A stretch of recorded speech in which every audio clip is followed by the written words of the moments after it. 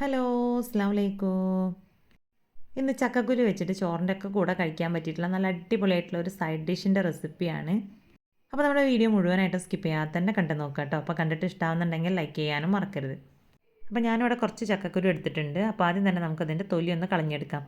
അപ്പോൾ അതിൻ്റെ മുകളിലുള്ള ആ ഒരു വൈറ്റ് കളറിലുള്ള തൊലി മാത്രമാണ് കേട്ടോ ഞാനിപ്പോൾ ഒഴിവാക്കുന്നുള്ളൂ. നമ്മുടെ ആ ഒരു ബ്രൗൺ കളറിലുള്ള ആ ഒരു പാർട്ട് ഞാൻ ഒഴിവാക്കുന്നില്ല. അപ്പോൾ അത് നമ്മുടെ ശരീരത്തിന് ഒരുപാട് നല്ലതാണ് കേട്ടോ. അപ്പോൾ ക്യാൻസറിനെ വരെ പ്രതിരോധിക്കാനുള്ള ശേഷി നമ്മുടെ ഈ ഒരു ചക്കക്കുരുവിനുണ്ട് എന്നാണ് പറയുന്നത്. അപ്പോൾ അത് അതുപോലെ തൊലിയൊക്കെ ഒന്ന് കളഞ്ഞെടുത്തതിന് ശേഷം ഓരോ കുരും ഇതുപോലെ 2 പീസായിട്ടൊന്ന് കട്ട് ചെയ്തിട്ടെടുക്കാം. അപ്പോൾ എല്ലാതും ഞാൻ ഇതേ രീതിയിൽ തന്നെ കട്ട് ചെയ്ത് മാറ്റി വെച്ചിട്ടുണ്ട്. ഇനി ഇതിനെ നമുക്ക് നല്ലപോലെ ഒന്ന് കഴുകിയെടുത്തതിന് ശേഷം ഒരു ചട്ടിയിലേക്ക് മാറ്റി കൊടുക്കാം. ആദ്യം നമ്മുടെ ഈ ഒരു ചക്കക്കുരു നല്ലപോലെ ഒന്ന് വേവിച്ചിട്ടെടുക്കണം. അതിന് ശേഷമാണ് നമ്മൾ ബാക്കി കാര്യങ്ങളൊന്ന് റെഡിയാക്കി എടുക്കുന്നത്. അപ്പോൾ ആദ്യം തന്നെ ചട്ടിയിലേക്ക് നമ്മുടെ കുരു മുഴുവനായിട്ടും ഇട്ട് കൊടുത്തതിന് ശേഷം ഇതിലേക്ക് ഒരല്പം ഉപ്പും കളറിനായിട്ട് കുറച്ച് മഞ്ഞൾപ്പൊടിയും കൂടെ ചേർത്ത് കൊടുക്കാം.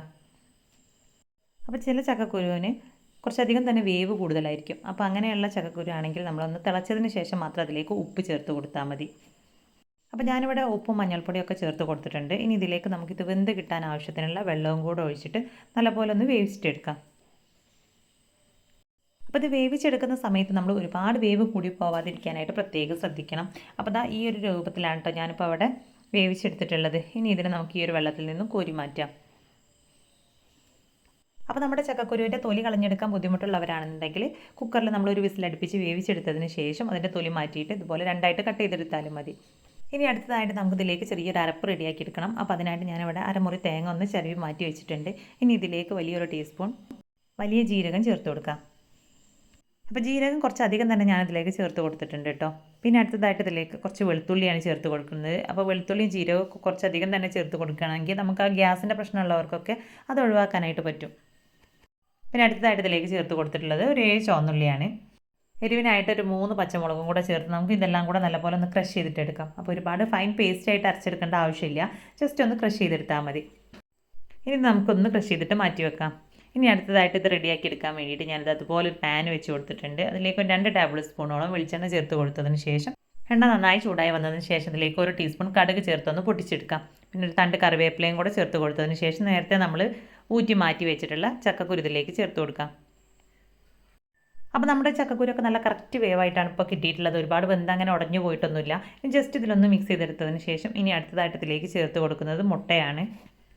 അപ്പോൾ ചക്കക്കുരു ഞാനത് അതുപോലെ ഒന്ന് സൈഡിലേക്ക് മാറ്റി കൊടുത്തതിന് ശേഷം സെൻറ്ററിലേക്ക് ഞാൻ 2 മുട്ട ഒന്ന് പൊട്ടിച്ച് ചേർത്ത് കൊടുക്കുന്നുണ്ട്. അപ്പോൾ നമ്മുടെ ചക്കക്കുരു ഓൾറെഡി ഉപ്പൊക്കെ ചേർത്തിട്ടാണ് വേവിച്ചെടുത്തിട്ടുള്ളത്. അപ്പോൾ നമ്മുടെ ഈ ഒരു മുട്ടയിലേക്ക് ആവശ്യത്തിനുള്ള ഉപ്പ് മാത്രം ഈ ഒരു സമയത്ത് ചേർത്ത് കൊടുത്താൽ മതി. അപ്പോൾ ഒരല്പം ഉപ്പാണ് കേട്ടോ ഞാനിപ്പോൾ അതിലേക്ക് ചേർത്ത് കൊടുത്തിട്ടുള്ളത്. ഇനി എല്ലാം കൂടെ നല്ലപോലെ ഒന്ന് മിക്സ് ചെയ്തിട്ടെടുക്കാം. ഈ ഒരു മുട്ട നമ്മുടെ ചക്കക്കുരുയുടെ എല്ലാ ഭാഗത്തേക്കും എത്തുന്ന രീതിയിൽ വേണം കേട്ടോ മിക്സ് ചെയ്തെടുക്കാനായിട്ട്. മുട്ടയൊക്കെ ചേർത്ത് നല്ലപോലെ മിക്സ് ചെയ്തെടുത്ത് കഴിഞ്ഞ് ഇനി അടുത്തതായിട്ട് നമ്മൾ നേരത്തെ ക്രഷ് ചെയ്ത് മാറ്റി വെച്ചിട്ടുള്ള നമ്മുടെ ആ ഒരു തേങ്ങ അതിലേക്ക് ചേർത്ത് കൊടുക്കാം.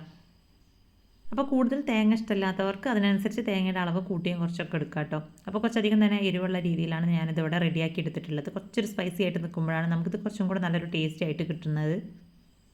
അപ്പോൾ ഇതെല്ലാം കൂടെ മിക്സ് ചെയ്ത് യോജിപ്പിച്ച് ഇതിൽ ഒരു അല്പം ഉപ്പ് കുറവായതുകൊണ്ട് ഞാനൊരല്പം കൂടെ ഉപ്പ് ചേർത്ത് കൊടുത്ത് ഒന്നും കൂടെ മിക്സ് ചെയ്തെടുക്കുന്നുണ്ട്. അപ്പോൾ എല്ലാം കൂടെ നല്ലപോലെ മിക്സ് ചെയ്ത് യോജിപ്പിച്ച് കഴിഞ്ഞ് നമുക്കിതിൻ്റെ ഫ്ലെയിം ഓഫ് ചെയ്ത് കൊടുക്കാം. അപ്പോൾ വളരെ സിമ്പിളായിട്ട് തന്നെ ചോറിൻ്റെ കൂടെയൊക്കെ കഴിക്കാൻ പറ്റിയിട്ടുള്ള നല്ല അടിപൊളിയായിട്ടുള്ള ഒരു സൈഡ് ഡിഷാണ് കേട്ടോ ഇത്. ഇപ്പോൾ ചക്കയുടെ സീസണൊക്കെ ആയതുകൊണ്ട് തന്നെ ഒട്ടുമിക്ക എല്ലാവരുടെ വീട്ടിലും ചക്കക്കുരുവൊക്കെ ഉണ്ടാവും. അപ്പോൾ ഇനി വെറുതെ കളയേണ്ട ആവശ്യമില്ല, ഒരു ദിവസമെങ്കിലും ഇതേപോലെ ഒന്ന് ട്രൈ ചെയ്ത് നോക്കുക. അപ്പോൾ ഇത് ചോറിൻ്റെ കൂടെ മാത്രമല്ല കേട്ടോ, ഇതിങ്ങനെ വെറുതെ കഴിക്കാനും തന്നെ നല്ല ഒരു ടേസ്റ്റാണ്. അപ്പോൾ എന്തായാലും എല്ലാവരും ഒന്ന് ട്രൈ ചെയ്ത് നോക്കുക. ട്രൈ ചെയ്ത് നോക്കുന്ന സമയത്ത് ഫീഡ്ബാക്ക് അറിയിക്കാൻ മറക്കരുത്.